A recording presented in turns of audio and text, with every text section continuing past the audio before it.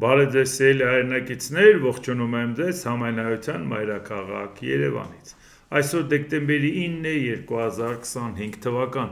Կխոսենք աշխարհաքաղաքական, տարածաշրջանային, ներպետական, ուշագրավ թեմաներից, որոնք կներկայացնեմ իմ մեկնաբանությամբ։ Հայաստանի դեպքերի իրադարձություններից սկսենք, որտեղ կարևոր բաներ կա քննարկելու, չնայած բավական հագեցած է նաև համաշխարհային օրակարգը։ Մի հարց ուղղակի երեկվա իրադարձությունների հետ կապված իմ հետևորդներից մեկը հարց տվեց, ասում է, իսկ քանի որ մեր հայ առաքելական եկեղեցին մեկ միասնական օրգանիզմ է, էլի, եւ աշխարհասփյուռ կառույց, հիմա եթե դրսի մեր թեմերում, եկեղեցիներում պատարակ է լինում, այնտեղ հիմա քանի որ հայ առաքելական եկեղեցին Հայաստանում է հիմնադրվել ըստ Նիկոլ Փաշինյանի պետության կողմից, հիմա դրսի եկեղեցիներում Հայաստանի հիմնն է հնչելու ուրիշ երկրում, թե ուրիշ երկրի հիմնն է հնչելու մեր եկեղեցում։ Ասի դե ես հո ամենագետ չեմ, որ այդ հարցին պատասխանեմ, ճիշտ կլի, որ այդ հարցը ուղղեք ամենատգետին։ Ինքը թող պատասխանի այդ հարցին, թե ոնց է տեղի ունենալու պատարակները Հայաստանի սահմաններից դուրս, երբ որ պետությունն է հիմնադրել ըստ իրեն հայ առաքելական եկեղեցին, իսկ այդ եկեղեցին աշխարհասփյուռ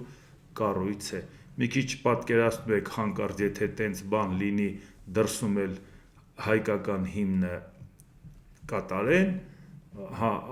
ասենք ասորիներն էլ որոշեն Ասորստանի ժամանակվա երբեմն իրանց փառքի ժամանակվա հիմնը կատարեն, ռուսները իրանցը եւ այլ Հայաստանի տարածքում։ Մի խոսքով, թող Փաշինյանը մտածի այդ ուղղությամբ, պատասխանի, եթե ինքը կպատասխանի, ես էլ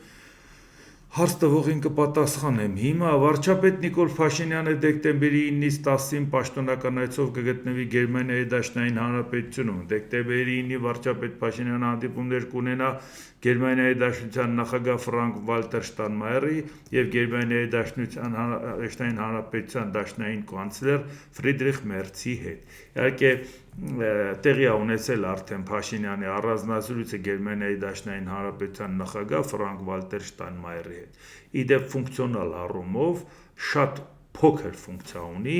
Գերմանիայի նախագահը, անհամեմատ փոքր, արարողակարգային ներկայացչական պաշտոն է, բայց հենց ինքը Ֆրանկ Վալտեր Շտայնմայերը բավական ազդեցիկ գործիչ է, այսինքն ինքը իր պաշտոնով չի, որ ազդեցիկ է, այսինքն եթե նա իսկապես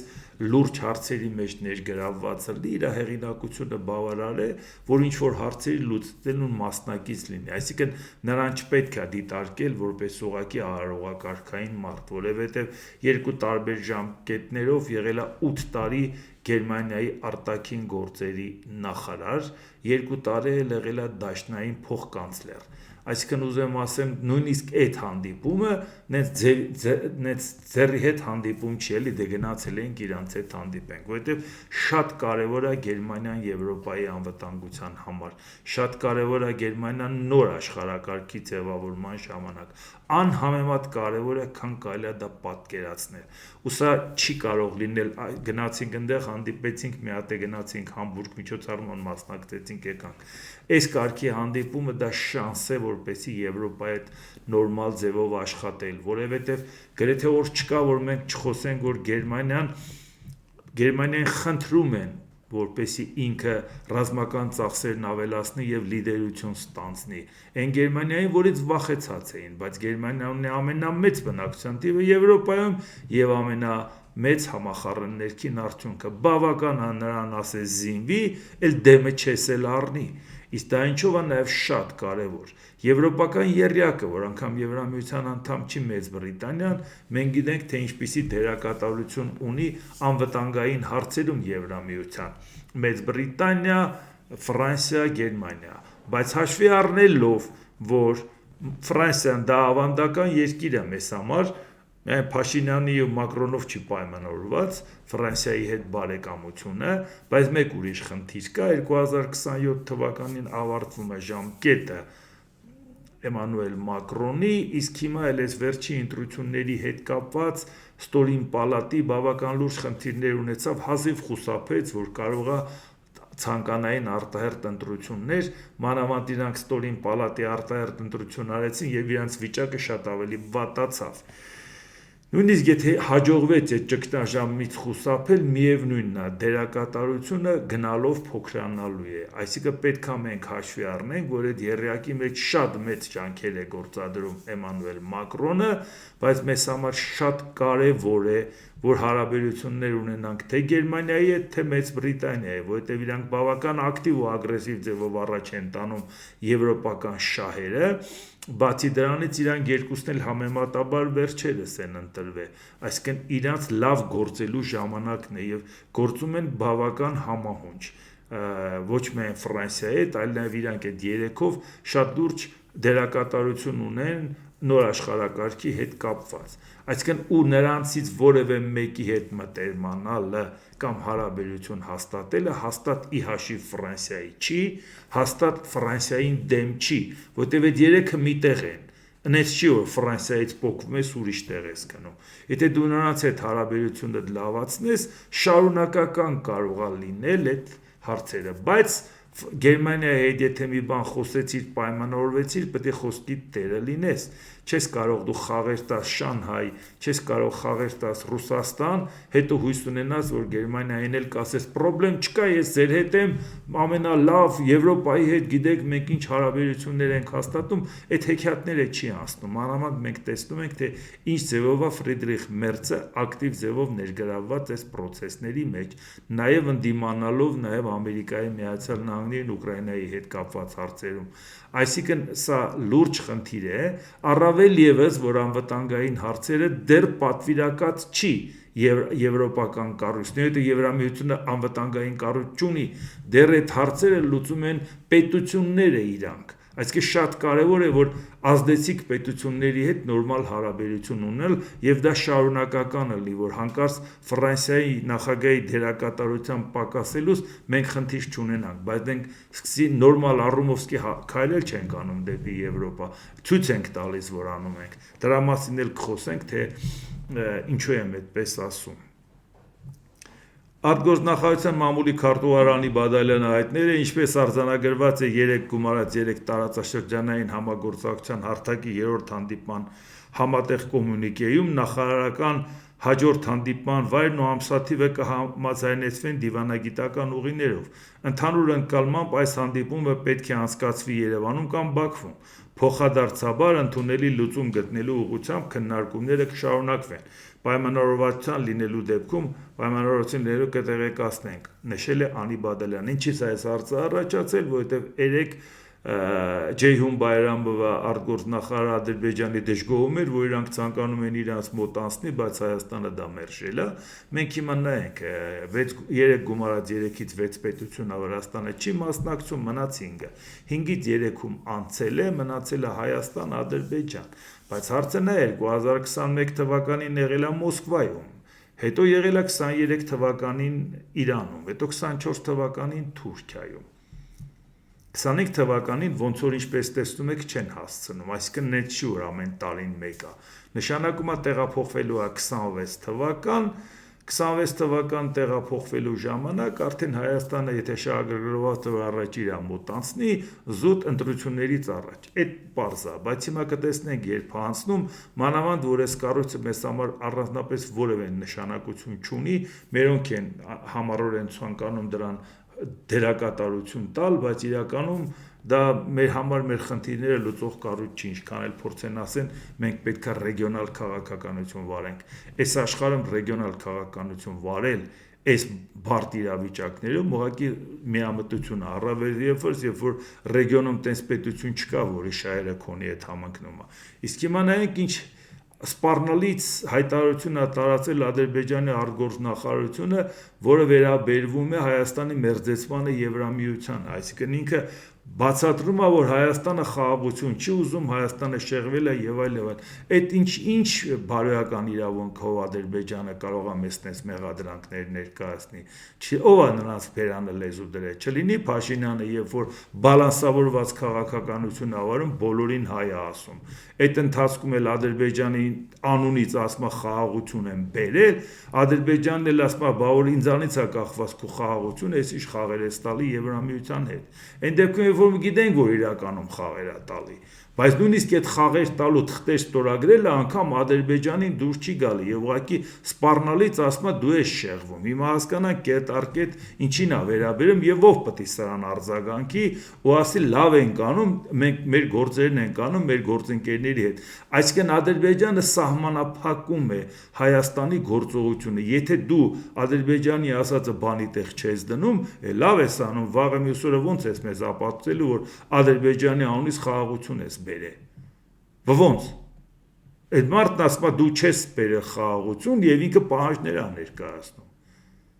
Իսկ եթե դու Ադրբեջանի ասածը արեցիր, դու ասես ժողովուրդ ջան, դե եթե չանեմ, պատերազմ է սկսելու։ Դե հասկանում եք, ցլերը, մենք ճանապարհով գնում ենք, ցլերը կհարձակվեն։ Այ դրա համար դե ոնց գնանք Եվրոպա, Ադրբեջանը դեմ է, եթե Ադրբեջանը դեմ է, խաղաղություն չի լինի։ Մենք գիտենք, որ դու Եվրոպա չես գնում, հո նորություն չի։ Այդ Եվրոպան ուզում է ստանես ընտրություններից առաջ ցեն փախցնես, նաև արևմտամետ հայացքներ ունեցող հասարակության, բայց իրականում դու չես կարող քայլեր անես դեպի Շանհայ, դեպի Ռուսաստան, հետո գնաց Եվրոպա։ Բայց նույնիսկ այն ինչ որ իրանք հայտարարել են, տեսեք Ադրբեջանը ոնց է արձագանքում։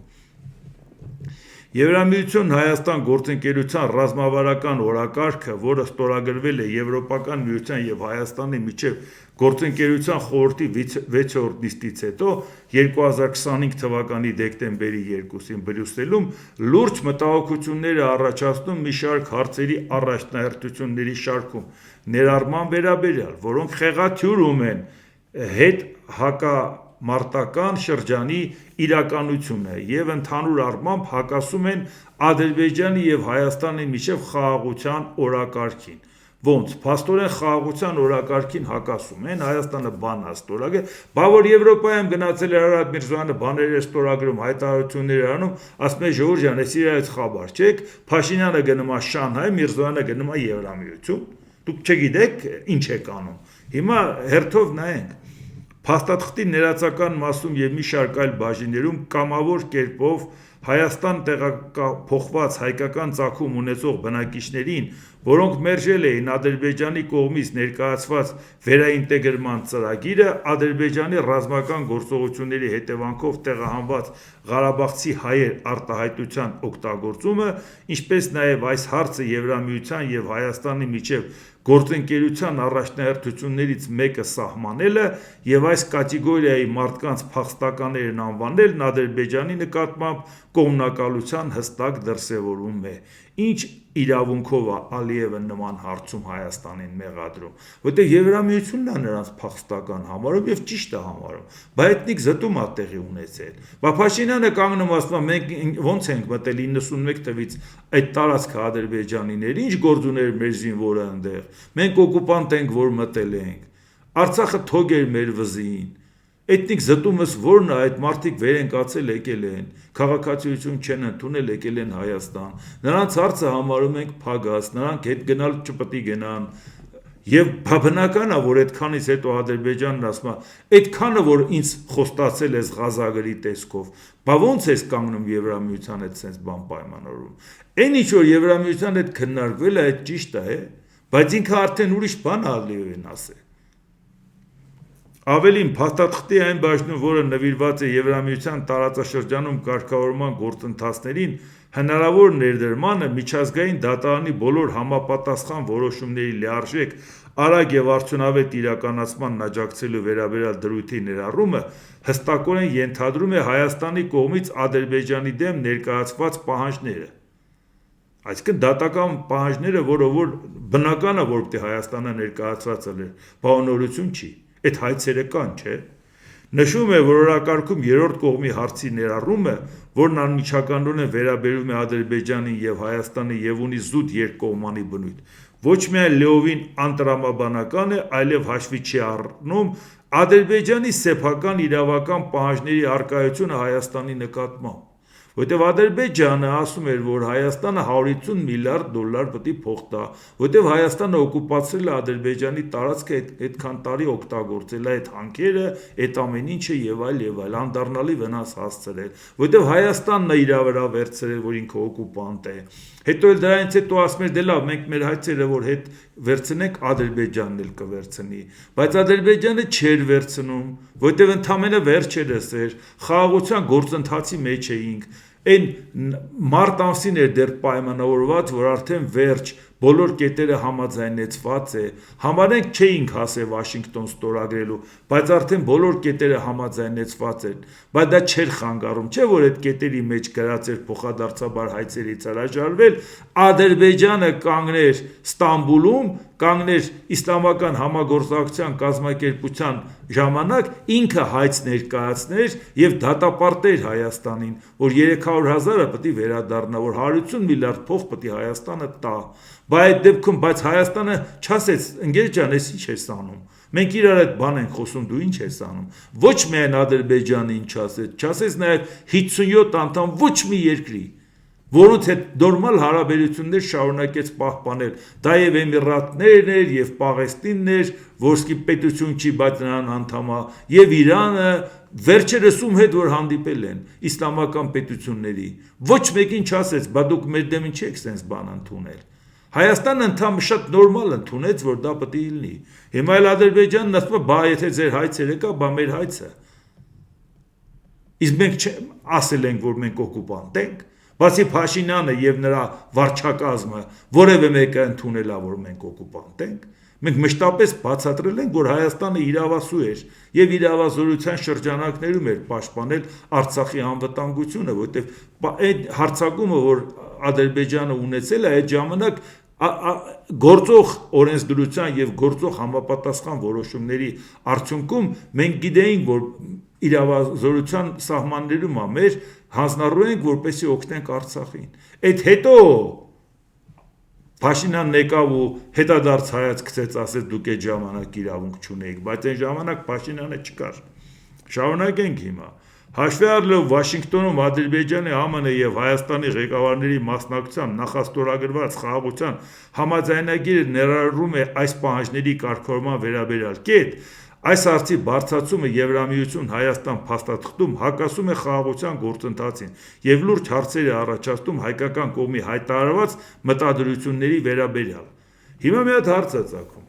Փաստաթուղթը նախաստորագրված է, որը իրենց ոչինչ չի ներկայացնում, քանի ստորագրված չէ, որտեղ չկան պարտավորություններ, չկան ժամկետներ, չկան երաշխիքներ։ Ադրբեջանը հիմա կանգնում է հղում անում մի փաստաթղթի, որը ինքը դեմ է, որ ստորագրվի։ Բավ պետք է ասի, ընկեր ջան, բայց եթե դու նախաստորագրես, բայց չես ստորագրում, հիմա հղում ես անում այդ փաստաթղթի համապատասխան կետին, որը չի գործում, Էբեր պայմանագիրը ստորագրենք, դեռ խոսենք դրա մասին։ Կարող է մենք այդ պայմանագիրը չենք էլ ստորագրում, որտեղ դուք կայանում պայման ես դնում, ասում ես, եթե այս պայմանը չկատարեք, ուրեմն չի էլ ստորագրվի։ Բա որ այդ պայմանը կատարելը դու դրել ես նախապայման սահմանադրությունը, բա սահմանադրությունն է ժողովուրդն է քվեարկում։ Բա ժողովուրդը չքվեարկեց եւ 700,000 ձայն չտվեց։ Փաշինյանը ո՞նց է այդ կետը կատարելու։ Այսինքն ուրեմն մենք ոչ մի բան չենք անելու համաձայն այդ նախաստորագրված թղթի, որը ուժի մեջ չի մտել։ Իսկ դա գիտեք ինչից է գալի, որ նախաստորագրվածը հիմա ինքը մեզ դեմ է տալի, որտեղ Փաշինյանը նախաստորագրված Ամերիկայից ոգևորված եկավ, ասեց հարցը լուծել ենք, արդեն խաղաղություն է։ Ստորագրումը կապ չունի, նախաստորագրումը բավարար է։ Որ ասել էր մինչև չստորագրենք, Մինսկի խմբի համանախագահի ինստիտուտը չենք հրաժարվի։ Բայց նախաստորագրումը լրիվ բավարար է դրան, դրա համար հիմա ենք ստորագրում։ Ինչի դա արվեց, ինչի չսպասեցինք ստորագրման։ Իսկ այսօր հիմա բանը պայմանագիրը չստորագրող Ալիևը մեզ մեղադրում է, թե դուք ինչու չեք հիմք ընդունում նախաստորագրված կետը։ Չէ, բայց ով պետք է իր պատասխանը տա։ Ասի կարող է վաղը դու չես ստորագրում։ Կամ Հայաստանի ժողովուրդը չի համաձայնվում ու տենց էլ ուժի մեջ չի մտնում։ Մենք ինչ անենք, չապրենք, ոչ մեկի հետ հարաբերություն չհաստատենք, համաձայն գոյություն չունեցող ուժ չստացած պայմանագրի, բայց դա ով պետք է ասի։ Մարդկության դեմ հանցագործությունների և պատերազմական հանցագործությունների մեջ մեղադրվող և դատապարտված հայազգի անձանց որպես գերիներ անվանելը և նրանց ազատ արձակումը որպես առանձին առաջնահերթություն սահմանելն իրականության լուրջ աղավաղումը և անընդունելի է, նշված է հայտարարության մեջ։ Այսինքն սա էլ ինչի են համարում գերիներ չեն, որովհետև եթե Հայաստանն ասում է Արցախը եղել է անօրինական խմբավորում, Ադրբեջանի տարածքում չպետք է գործեր, ուրեմն այդ բոլոր մարդիկ Ադրբեջանի սահմանադրական կարգը խախտել են եւ դրա համար Ադրբեջանը լրիվ իրավական հիմքեր ունի իր դատի։ Եվ ասում է, բան չի եք ասում գերի, որովհետեւ Նիկոլ Փաշինյանն է այդ լեզուն դրել բերանը, չէ՞։ Որ ասել է, այո, 91 թվականից ապօրինի է այնտեղ Հայաստանը զորքա մտցրել, բռնազավթել է։ Բայց այդ պարագայում էլ բնական է այնտեղ սահմանադրական կարգի ժամանակ իրանք ընտրություն են հաշվել, խախտել են սահմանադրական կարգը Ադրբեջանի։ Ուրեմն նրանք դատվում են Ադրբեջանի օրենքներով։ Բա ով է այդ հարցի այդ հիմքը տվել Ալիևին։ Բայց չգիտեի, որ այդ ամեն ինչը որ ասում էիր վերջում դեմ են տալու, ոգևորված գնացել ես Եվրամիությունում, սիրուն, շարած տեքստ ես ստորագրում, բայց դե պատասխանը տուր։ Բա մեզ էլ խաղաղություն ես խոստացել Ալիևի անունից։ Հաղորդում է նաև, որ չնայած ԵՄ Հայաստան փաստաթղթում ներառված են Հայաստանի խաղաղության խաչմերուկ նախաձեռնությունը, սատարող բազմաթիվ դրույթներ, որոնց համար տարածաշրջանային կոնսենսուս չկա, լուրջ մտահոգություն է առաջացնում այն փաստը, որ փաստաթղթում չի հիշատակվում կարգավորման գործընթացի շրջանակներում ձեռք բերված և մեծ նշանակություն ունեցող Թրամփի միջազգային խաղաղության և բարգավաճման ուղի TRIP նախագիծը, որը համաձայնեցվել է օգոստոսի 8-ին Վաշինգտոնում կայացված գագաթնաժողովում։ Այդ լավ տենց հիշեցիր, TRIP-ի հետ կապված, որ շատ կարևոր է։ Բառավոտից իրիգու ասում ես տենց բան չկա, դա Զանգեզուրի միջանցքն է, դա պետք է լինի անխոչնդոտ ճանապարհ, հայաստանցիների երեսն էլ չեմ ուզում տեսնեմ։ Բա ով պետք է սա ասի։ Ինչ գործ ունենք Եվրամիության հետ թուղթ ենք ստորագրում, հղում կատարում Ամերիկայի Միացյալ Նահանգների հետ ստորագրված փաստաթուղթը։ Կարող է այդ փաստաթուղթը վաղը չի գործում։ Դրա իմաստը ո՞րն է, որ մենք դրան հղում անենք։ Ով պետք է դա ասի։ Այս իրավիճակը հարցեր են առաջացնում Հայաստանի Վաշինգտոնում երկրի վարչապետի կողմից ստորագրված TRIP համաձայնագրով ստանձնած պարտավորությունները կատարելու մտադրությունների լրջության, ինչպես նաև այս նախագծի ԵՄ-ի կողմից հայտարարված աջակցության վերաբերյալ։ Հաշվի առնելով, որ Ադրբեջանի և Հայաստանի միջև նախաստորագրված համաձայնագրի 7-րդ հոդվածը սահմանում է կողմերի պարտավորությունը չտեղակայել որևէ երրորդ կողմի ուժեր իրենց ընդհանուր սահմանին, առավել մտահոգիչ է այն փաստը, որ Հայաստանում Եվրամիության մոնիտորինգային առաքելության գործունեությունը դադարեցնելու փոխարեն, որ օգտագործվում է որպես Ադրբեջանի դեմ քարոզչական գործիք։ Առաջնահերթությունը նրա ներկայության պահպանումն է ու առաքելության լիարժեք գործառնական կարողությունների ապահովումն է։ Հիմա հարց է ծագում, եվրոդիտորդների դուրս գալու կետը, եթե գրած է փաստաթղթի մեջ նախաստորագրված, եթե ստորագրվի, նրանք դուրս են գալու։ Այդ որոշված է, բայց դու որ փաստաթուղթը չես ստորագրել, ո՞նց ես դու պահանջում, որ եվրոդիտորդների հետ կապված մենք պլաններ չունենանք, երբ որ մենք չգիտենք, երբ է ստորագրվելու, որ մեզանից կախված չի, երբ է ստորագրվելու։ Հայաստանն ասել է պատրաստ եմ այսօր ստորագրել։ Ով պետք է Ադրբեջանին ասի, խելքդ գցել ես, տղա ջան։ Դու ինքդ չես ստորագրել, մեզ ինչու ես մեղադրում։ Եթե մենք որոշել ենք եվրոդիտորդը դուրս կգա ստորագրելուց հետո, դու էլ չես ստորագրում։ Մենք էլ չգիտենք երբ է ստորագրելու։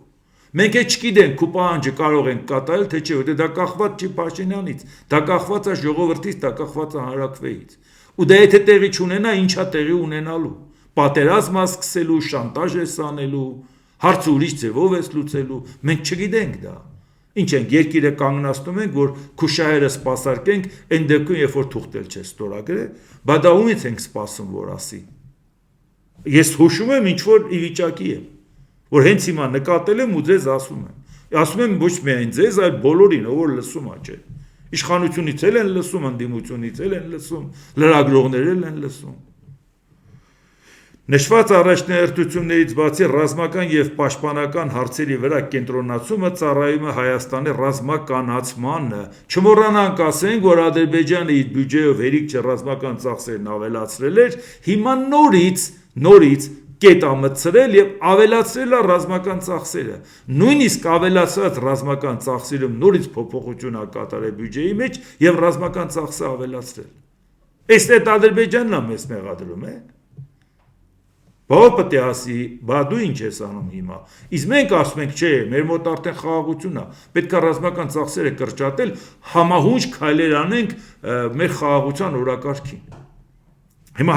համահունչ քայլեր ես անում, հիմա ինքը քեզ մեղադրում է Եվրոպայի հետ մի հատ թուղթ է ստորագրել, որ չգիտեն գործելու է թե չէ, դրա համար քեզ մեղադրում է եւ արդարացնում է, որ պետք է ինքը իր հարցերը ուրիշ ձևով լուծի։ Վերոհիշյալ հարցերն օգոստոսի 8-ից հետո ձեռք բերված առաջընթացի ֆոնին վերստին ի հայտ են բերում նախորդ հակամարտության տարբեր եւ լուրջ կասկածներ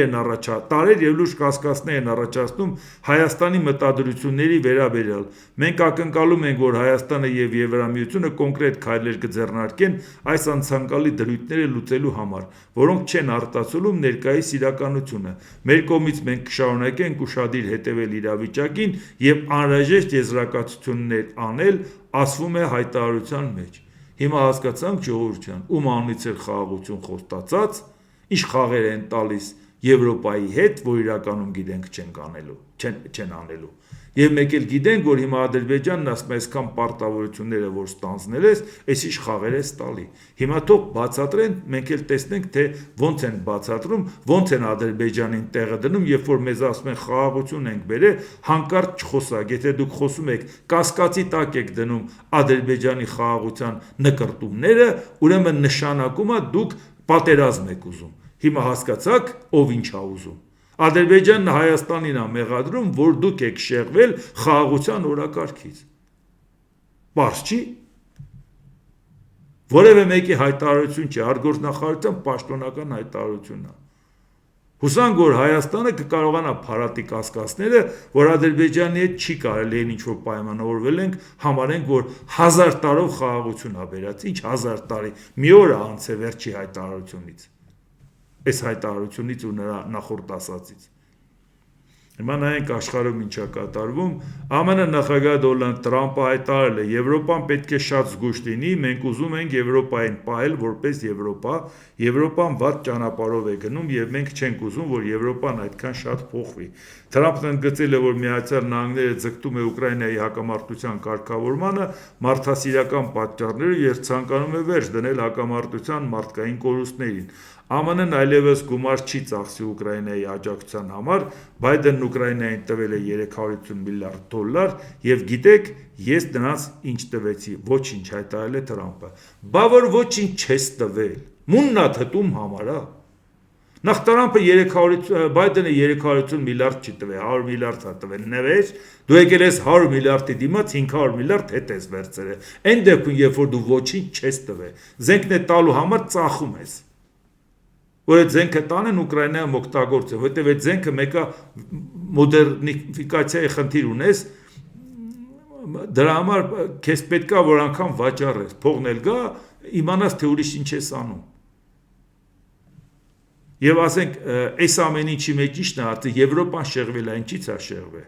Եվրոպան ասում է, եթե իմ անվտանգության հետ կապված, ես մտածում եմ, թե ես չեմ վստահում իմ հարևան Ռուսաստանին։ Դու ասում ես, մեզ օվկիանոս է բաժանում, ես ասում եմ, վստահի Ռուսաստանին, իմ դոկտրինի մեջ գրել եմ այդպես։ Մարդն էլ ասում է, ընկեր ջան, եթե ես իմ հարևանին վստահեմ, որին գիտեմ չի կարելի վստահել։ Եթե դու ուզում ես, որ ես իմ հարևանին վստահեմ, դու էլ զենք չես տալի, փող չես տալի, խորհուրդդ ում ինչին է։ Գնա քո գործերով զբաղվի։ Ինչ է նշանակում ես ձեզ չեմ օգնելու, բայց ես ձեզ ճնշելու եմ, որ դուք Ռուսաստանի հետ լավ ելեք։ Քեզ ինչ է դեպքում, Ռուսաստանը մեր հարևանն է, չէ։ Գնա դու քո հարևանների հետ քո հարցերը լուծի։ Այս մուննատն ինչի համար է։ Ես կկարգավորեմ։ Ճնշեմ Ուկրաինային, որպեսզի իր հողերը հանձնի Ռուսաստանին։ Իսկ եթե հողերը չի հանձնում Ռուսաստանին, շատ վատ է, որ չի հանձնում։ Ինչ է ասում Տրամպը։ Զելենսկին հիանալի վաճառական է։ Ես նրան անվանում եմ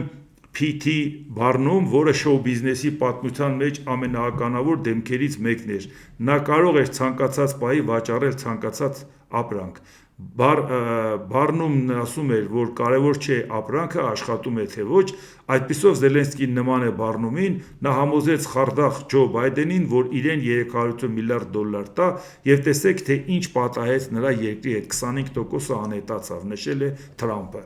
Այս մի նախադասության մեջ ինքնած սխալ ասել է, երևի չգիտեմ, Փաշինյանն ինքը ուշադիր հետևում, թե Փաշինյանը իրան։ Առաջին է Առավոտից երեկո Դոնալդ Տրամփն է ուզում ուկրաինական հողերը վաճառի։ Դա ամբողջ աշխարհը գիտի։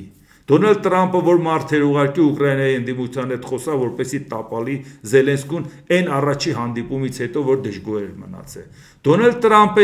Տրամփն է, որ մարդեր ուղարկե Գրենլանդիա ընտրություններից առաջ առնի ընդեղի ընդդիմադիր գործիչներին, որոնք որ կան խորհրդան միլիարդներ էր խոստացել, ոսկե սարեր, անդնդախոր կիրճեր, բայց այդ մարդիկ ասին հաջողություն, հողը չի վաճառվում, սա մեր հայրենիքն է։ Էսկիմոսն ասեց, մենք Ամերիկայի քաղաքացի դառնալ չենք ուզում, մենք ուզում ենք պետություն ունենալ, միլիարդների տոպրակները հետ ուղարկեց։ Հիմա ով է առևտրից խոսում։ Ով է առևտրից խոսում, դու ուզում ես ուկրաինական հողը վաճառես Ռուսաստանին, նայել ասում է դա իմ հայրենիքն է, համաձայն չեմ։ Եթե չես օգնելու, մի անգամից կանգնի ասա, չեմ օգնելու։ Ես կանգնում եմ Պուտինի կողքը, ժողովուրդ, Եվրոպա, իմացեք, դուք պետք է կռվեք Ամերիկայի եւ Ռուսաստանի դեմ։ Այդ մարդիկ ուժերը հաշվեն, դիմեն Չինաստանին, դիմեն Հնդկաստանին, դիմեն Իրանին, ինչ որ բան մտածեն իրանց անվտանգության համար, որտեղ կռվելու են արդեն Ռուսաստանի եւ Ամերիկայի դեմ։ Այդ խնդիրը շատ լուրջ իրանց համար։ Իրանք չեն իմացել, որ Ամերիկան թիկունքից պետք է Եվրոպային խփի։ Դոնալդ Տրամփ, կարծում եմ ժամանակն է Ուկրաինայում ընտրություններ անցկացնել, նրանք օգտագործում են պատերազմը ընտրություններ անցկացնելուց խուսափելու համար, բայց պատերազմի ժամանակ ով է ընտրություն կատարում։ Այդ մարդկանց սահմանադրությունով դա տեղի չի ունենում։ Ռադան է որոշում կայացրեց եւ ասեց, որ ճանաչում է Զելենսկու լիազորությունը։ Այն ժամանակ, որ այդքան ահավոր ճնշում էր Ուկրաինայի վրա, նույնիսկ այդ ժամանակ նրանք պաշտպանեցին Զելենսկուն։ Եվ գուցե Զելենսկին հաղթի, չգիտեմ, ով կհաղթի։ Գիտեք, նրանք խոսում են ժողովրդավարության մասին, բայց ինչ որ պահի դա այլևս ժողովրդավարություն չէ, նշել է Տրամփը։ Նախ ինչ որ պահի ժողովրդավարություն չէ, պատերազմը որ ավարտվի, ասել են, որ ընտրություն են կանելու, նորություն, հա։ Պատերազմը հենց ավարտվեց, արտակարգ դրությունը դուրս եկավ ընտրություն անելու, ինչ չի ժողովրդավարություն։ Եթե մենք հետևենք Դոնալդ Տրամփի վարքագծին, ինքը ասում է ժողովուրդը ինձ ընտրել է, ինչի չեք թողում ես դառնամ բռնապետ։ Բայց ժողովուրդը չի ինձ ընտրել։ Տո դատարանի հերն էլ անցած, տո ինչ կոնգրես, տո ինչ բան համալսարաններ, տո ինչ լրագրողներ։ Բոլորի հարցերը պետք է լուծել։ Ես ժողովրդի ընտրյալն եմ, ուրեմն ես իրավունք չունեմ դառնամ Կիմ Չեն Ըն։ Ասում են չես կարա դառնաս Կիմ Չեն Ըն, որտեվ Ամերիկան դա քեզ թույլ չի տալու, հաշտվի այդ մտքի հետ։ Հիմա այս ձևով հիմա որ արտահայտվում է, հիմա շարունակությունը նայեք տեքստերը ով է գրում Տրամփին ուղարկում։ Անմիջապես տեքստի հեղինակները արձագանքում են, ժողովուրդ ջան։ Ռուսաստանի նախագահի հատուկ ներկայացուցիչ Կիրիլ Դմիտրիևը գրել է. Եվրամիությունը, որը ԱՄՆ նախկին նախագահ Ջո Բայդենի վարչակազմի ազդեցության տակ ընտրեց տնտեսական եւ քաղաքակրթական անկման ուղի, պետք է լսի ԱՄՆ ներկայիս առաջնորդ Դոնալդ Տրամփին եւ փրկի Եվրոպան։ Հիմա հասկացաք տեքստը ով էր գրել Տրամփի համար։ Բայդենի թիմը լիակատար վերահսկողություն ունի Բրյուսելի նկատմամբ, Եվրամիությանը մղելով սխալ ուղու վրա, զանգվածային ներգաղթ, հանցագործության նկատմամբ մեղմ դիրքորոշում եւ տնտեսական եւ քաղաքակրթական անկում։ Հիմա Եվրամիության բյուրոկրատները հանկարծ չեն ուզում ԱՄՆ միջնորդություն հայրիկ Տրամփի ղեկավարությամբ։ Ժամանակն է լսել հայրիկին եւ փրկել Եվրոպան, գրել է Դմիտրիևը։ Այսինքն իրանց արդեն ձեռնտու է, որ Եվրոպայի հայրիկը լինի Տրամփը, ժողովուրդ ջան, հինը Եվրոպան է, այն էլ նոր աշխարհն է, այն հին աշխարհն է, այն նոր։ Եթե երեխան հորից թափով մեծանում է, ինքը չի դառնում երեխայի պապան։ Այդ երկու բանը չի հասկանում ոչ Պուտինը, ոչ Տրամպը, ասում է ես Եվրոպայի պապան եմ, ինչի, որովհետև ասում է ես մեծ եմ, որպես ջահելները մի քիչ ավելի մեծ են ելնում, քան ծնողները, բայց երբեք նրանց մտքով չի անցնում, ասեն հիմա ես եմ քո պապան։ Դե հասկացաք տեքստերը որտեղից է գալի։ Ռուսաստանի Դաշնության նախագահի մամուլի քարտուղար Դմիտրի Պեսկով Ռուսաստանի եւ ԱՄՆ-ի միջև շփումները շարունակվում են, սակայն Վաշինգտոնի եւ Կիևի միջև բանակցությունների արդյունքները դեռևս չեն հաղորդվել Մոսկվային։ Ռուսաստանն ուրախ է, որ ԱՄՆ-ը սպառնալիքներից եւ վիրավորանքներից անցել է դիվանագիտության, նշել է Պեսկովը։ Բա ինչի՞ պիտի ուրախ չլինի։ Սպառնալիքներն արդեն Ուկրաինային է հնչեցնում, Եվրոպային էլ համարում է ուղղուց շեղված, որ Եվրոպան իր ընտանիքը ցանկանում է պաշտպանի։ Եվրահանձնաժողովի նախագահ Ուրսուլա ֆոն դեր Լեյենը Լոնդոնում կամավորների կոալիցիայի եւ Ուկրաինայի նախագահ Վոլոդիմիր Զելենսկու միջև հանդիպումից հետո հայտարարել է, որքան երկար շարունակվի Ռուսաստանի պատերազմը Ուկրաինայի դեմ, այնքան ավելի թանկ կնստի այն Մոսկվայի համար։ Ուկրաինան արդեն ներառված է Եվրամիության երկրների կողմից ներկայացված 19 սև ծրագրից 15-ում։ Խոսքը միայն փողի մասին չէ, Ուկրաինան ծանր դասեր է քաղում մարտադաշտում եւ մենք էլ ենք սովորում դրա հետ մեկտեղ։ Մեր պաշտպանական արդյունաբերական բազաները ինտեգրելով մենք ստեղծում ենք ուժեղ զսպող գործոն այսօրվա եւ վաղվա համար։ Մենք բոլորս հասկանում ենք, թե ինչ է դրված բախտախաղի վրա եւ գիտենք, որ այլևս չի կարելի հապաղել։ Ֆինանսական աջակցության տրամադրումը կօգնի ապահովել Ուկրաինայի դիմադրողականությունը եւ կազմում է Եվրոպայի պաշտպանության էական մասը, ասում է հայտարարության մեջ։ Եվրոպան եւ նրա դաշնակիցներն ունեն միջոցներ եւ վճռականություն Ռուսաստանի վրա ճնշումը մեծացնելու համար, որպեսզի այն նստի բանակցությունների սեղանի շուրջ, ասել է ֆոն դեր Լեյենը։ Հիմա տեսեք խնդրումը, որն է ինչու է շտապում Դոնալդ Տրամպը։ Ահա որ շտապում է, որովհետեւ հատուկ ծառայությունները իրան զեկուցել են, որ Ռուսաստանում խայտառակ վիճակ է։ Մարդիկ այնքան փող չունեն, որ գնում են աշխատանքի տեղավորման բյուրո, որը կոչվում է զինկոմիսարիատ։ Ասում են մեզ հետ պայմանագիր կնքեք, գնանք մեռնենք կամ մարդ սպանենք, փող բերենք տուն, ուրիշ ձևի փող չենք կարող աշխատենք։ Սա է Ռուսաստանի վիճակը։ Հիմա այդ մարդիկ, ովքեր գնացել են, մեռել են, հետ են եկել, իրանց փողերն են ուզում, ասում են ձեզ փող չի հասնում։ Պատկերացնում եք, ասում է փող չկա։ Ֆեդերալ բյուջեն ասում է չենք տալի, նահանգներն ասում է չենք տալի, տեղական կառույցներին ասում են դուք տվեք այդ փողը, համայնքային փողերից տվեք։ Այդ մարդն ասում է գնացել մեռել եմ 1000-ից մի անգամ։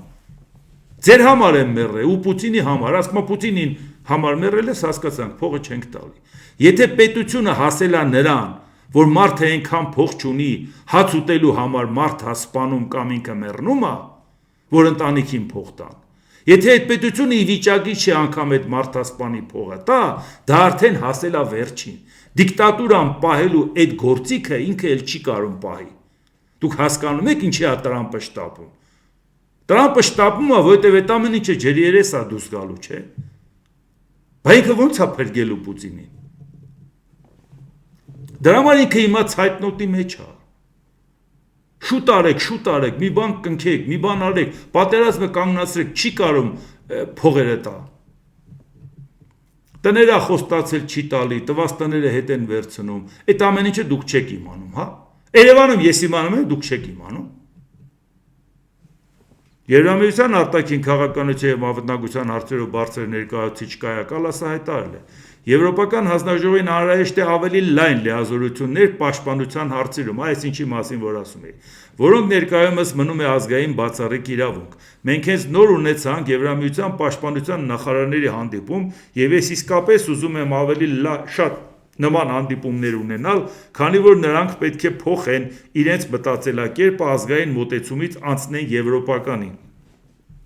Ինչպես նախարարներն արել են այլ ոլորտներում, մենք առաջարկեցինք կարողությունների կոալիցիաներ, որոնք պետք է ղեկավարեն անդամ պետությունների, բայց մենք կարող ենք օգնել նրանց համակարգել իրենց աշխատանքը եւ մասնակցել համատեղ գնումներին ու նախագծերին, քանի որ որոշ տեսակի զենքեր եւ կարողություններ չափազանց լայնածավալ են առանձին երկրների ինքնուրույն ձեռք բերելու համար։ Մենք աշխատում ենք այս ուղղությամբ, ասել է Կալասը։ Ինչա սա շատ կարեւոր։ Մենք հասկանում ենք, որ մեր երկրի ապագան պատկերացնում ենք Եվրամիության կազմում, այդ պարագայում Եվրոպան լուծում է անվտանգային խնդիրներ։ Կայակալասն ինչ ասում, ասում է ոնց որ բոլոր տարբեր ոլորտներում դուք պատվիրակել եք Եվրամիությանը,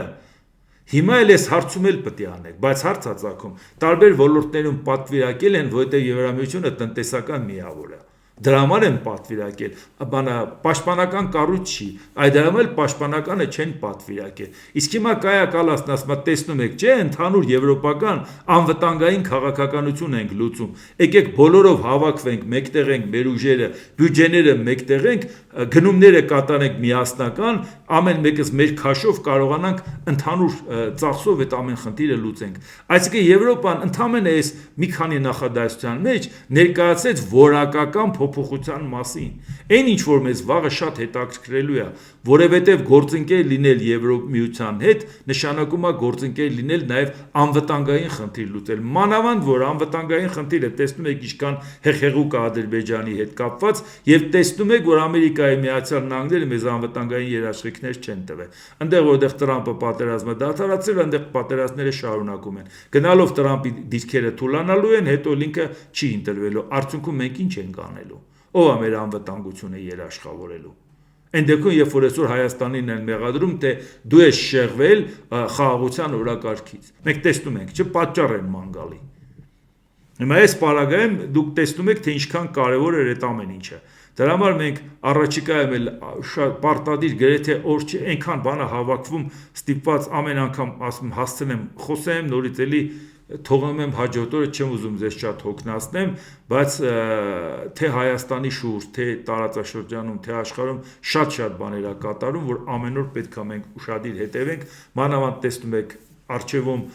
ընտրություններ է սպասում եւ դրան միջամտության դրսից էլ է սպասվում, դրան պետք է պատրաստ լինել, այդ վտանգները կարողանալ դեմ առնել, առավել եւս տեսնում եք մեր իշխանությունը ինչ խաղեր են տալի, մեր ընդդիմությունը ռուսամետ ինչով է զբաղված։ Դե ինչ, այսօր այսքանը, եթե հավանեցիք սեղմեք լայք կոճակը, բաժանորդագրվեք Էդվարդ Անտոնյան YouTube-յան ալիքին, սեղմեք զանգակ կոճակը, գրեք մեկնաբանություններ, գրեք հարցեր, դիտեք եւ դատեք ինքներդ։ Շնորհակալություն։